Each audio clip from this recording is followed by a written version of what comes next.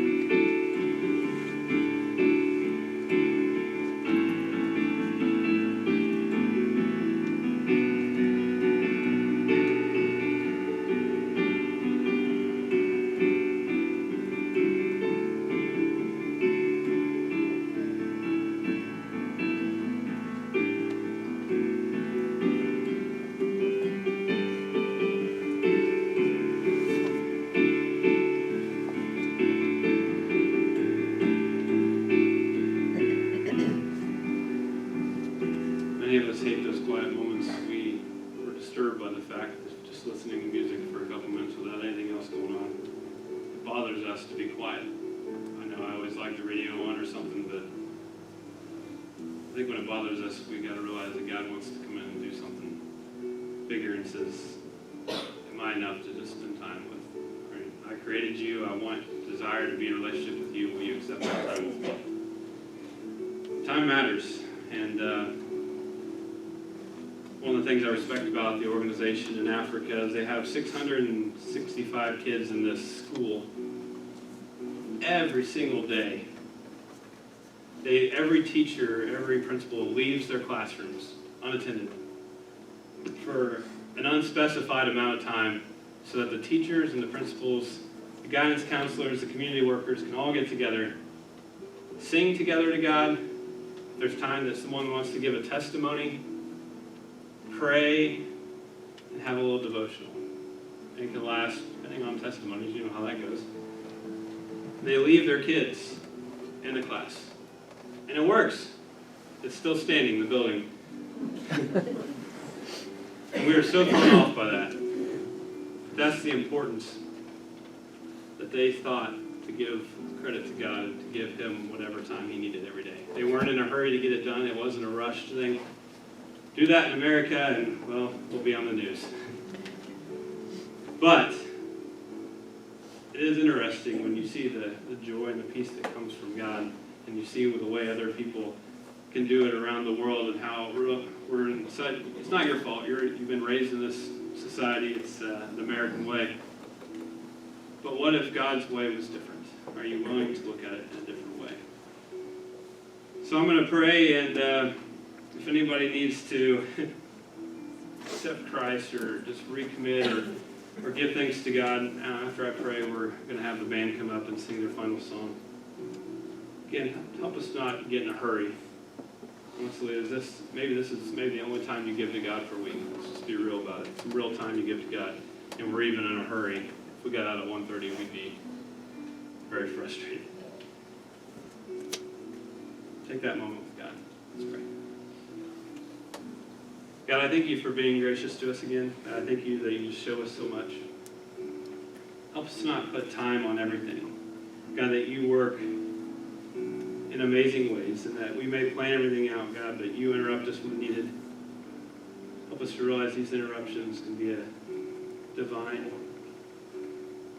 appointment for you. God, thank you for just people to grow with. We're all a mess, God, but we come here to become more holy, to be like you. The only way we can become more holy is to listen, to look for you, look for ways that you're trying to work on us. Look for ways to just be still and know that you're God. I thank you for being God. If there's anybody in here today that says, I'm tired of the life I've been living, I'm ready to just give it to Jesus and slow down, I pray they do that today. Anybody who's needs to work on stuff, God, just like I do, I pray we give it to you. Show us new things this week. Help us to pause. Help us not get in a hurry.